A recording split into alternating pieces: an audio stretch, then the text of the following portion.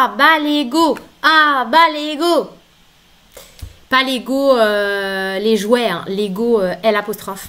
Souvent sur les réseaux sociaux, moi je vois beaucoup en ce moment des gens qui critiquent l'ego ou qui disent ah attention ça c'est ton ego qui parle comme si c'était quelque chose de mal, de mauvais.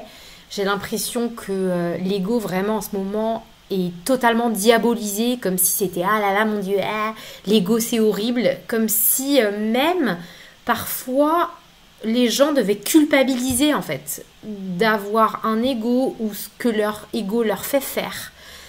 Donc moi je suis pas du tout une spécialiste de l'ego parce que ça, enfin voilà, j'en ai pas besoin pour aider les gens à se libérer de leurs émotions douloureuses. Donc c'est vrai que je me suis pas profondément intéressée au sujet, mais j'ai remarqué que sur internet notamment, certaines personnes ont une certaine définition de l'ego comme quelque chose de négatif qu'il faut éradiquer à tout prix et c'est lui qui serait à l'origine de tous nos comportements mauvais ou honteux, genre la jalousie ou je ne sais quoi d'autre. Et du coup, j'aimerais un peu me faire l'avocat du diable, l'avocat de l'ego, de ce que j'ai cru en comprendre vraiment en toute humilité.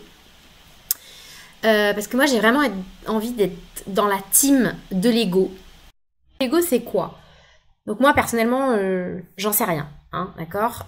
Je vais répondre par rapport à ce que j'ai compris que les gens disent quand ils vulgarisent le terme ego et ça se trouve ce qu'ils disent c'est pas du tout la vraie définition de l'ego, d'accord? Moi je vais vraiment parler par rapport à le terme ego, vous savez, très vulgarisé, d'accord? Et très critiqué d'ailleurs. Donc, l'ego c'est quoi? Dans ce que eux disent, c'est la jalousie, l'envie, tous les comportements antisociaux, vivre dans le passé, nos peurs, vivre dans le futur, pas arrêter de se projeter, tout ça, etc. Mais en fait, tout ça, qu'est-ce que c'est? Eh bien, ce sont des adaptations à ce que la vie nous a proposé, en fait. La vie peut nous agresser, nous agresse, dans la plupart pour la plupart des êtres humains, la vie les a agressés au moins 1 ou 2 fois. Et du coup, on s'est adapté, en fait. Et du coup, pour moi, l'ego, dans la définition que j'ai cru en comprendre sur Internet, etc., l'ego, c'est l'ensemble de tous ces mécanismes d'adaptation, en fait. Donc, c'est quelque chose de très positif à la base. Par exemple, nos peurs de pas être aimés. On va dire, ah oui, ah bah toi, t'as peur de pas être aimé, mais ça, c'est ton ego. Bah ouais, mais les gars, pourquoi j'ai peur de pas être aimé? Mais bien sûr, c'est parce que, à un moment donné, dans ma vie, forcément, j'ai manqué d'amour, ça m'a fait très mal. Et du coup, j'ai peur que ça recommence. D'accord? Parce que sinon, tout le monde aurait peur de ne pas être aimé. Alors que c'est pas le cas. Donc c'est bien parce que nous avons vécu certaines expériences que d'autres n'ont pas vécu, qu'on va avoir certaines peurs, par exemple. D'accord? Mais du coup, c'est quand même pas de ma faute. Par exemple, si j'ai peur de ne pas être aimé, c'est pas de ma faute d'avoir cette peur, en fait. C'est juste qu'à un moment donné dans ma vie, j'ai pas été aimée, ça m'a fait très mal. Et du coup, c'est pas de ma faute si j'ai peur de pas être aimée. Par contre, c'est de ma responsabilité d'aller soigner ma blessure de manque d'amour pour ne plus avoir peur dans mon présent de ne pas être aimée.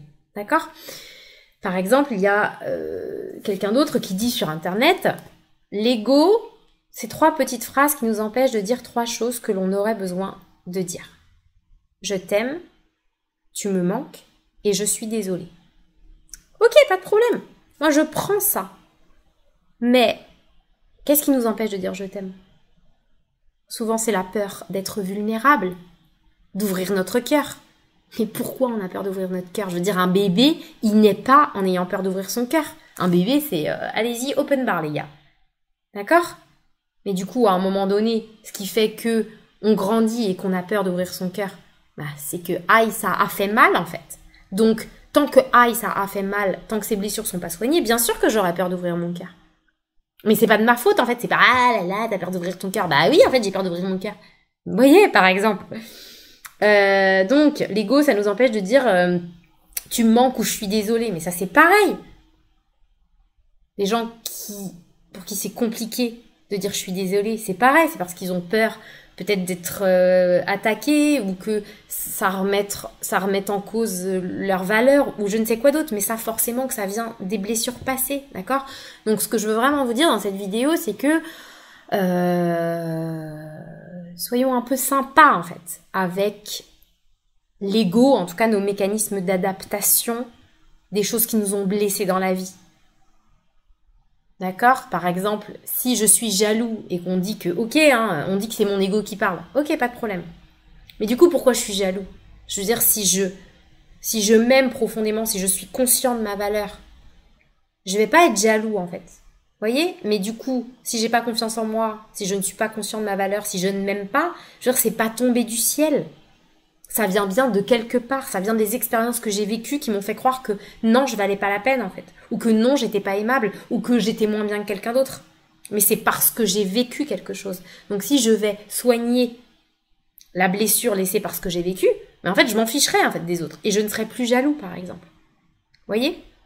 Parce qu'en fait, ce qui se passe beaucoup, c'est ah là là, c'est mon ego qui parle, c'est mon ego qui parle, et les gens, dans certains cas en tout cas, sont pétris de culpabilité. Ah là là, il faut pas que je laisse mon ego parler. Ah là là, mais enfin, si tu soignes tes blessures, en fait, ton ego il va te laisser tranquille naturellement. En fait, tu n'auras pas d'effort à faire, tu n'auras pas à te battre contre toi pour que le diable en toi arrête de parler.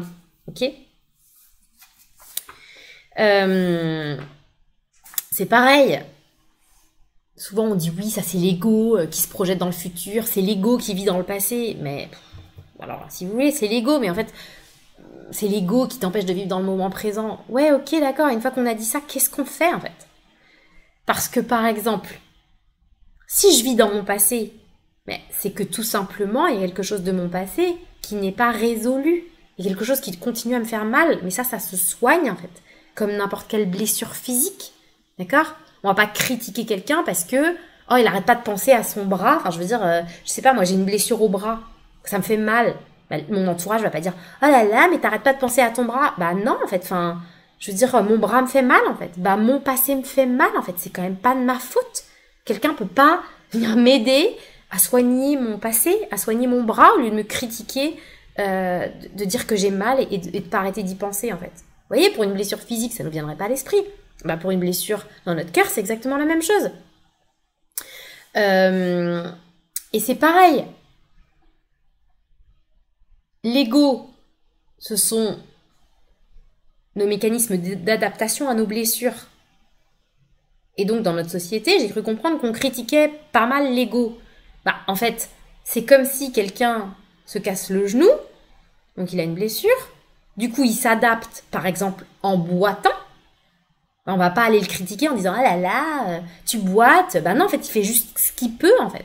Et le fait de boiter, c'est son corps qui s'est adapté avec une intention positive en disant bon bah les gars là, qu'est-ce qu'on peut faire en fait? Qu'est-ce qu'on peut faire au mieux? Ah bah tiens, on va boiter comme ça, on va essayer de continuer à vivre et à marcher comme on peut. Bah l'ego, c'est exactement la même chose en fait. Ok, donc on m'a brisé le cœur, je l'ai fermé. Je veux plus ouvrir mon cœur, j'ai peur en fait de l'amour. C'est l'ego. Bah oui, c'est l'ego, mais je veux dire, c'est ce que mon esprit a trouvé de mieux, de fermer mon cœur, de m'empêcher d'être amoureuse par exemple, pour éviter de souffrir. Donc l'ego, vraiment, il est très positif.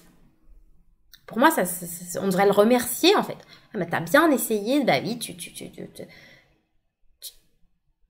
t'as essayé de t'adapter du mieux que t'as pu pour mon bien-être en fait. Et du coup, vraiment, je vous invite à aller soigner vos blessures d'enfance parce que tous les comportements que l'on attribue à Vade Rétro, Satanas, l'ego, en fait, ils disparaîtront naturellement sans que vous ayez à culpabiliser ou à vous battre contre vous, en fait. Voilà ce que je voulais vous dire pour aujourd'hui.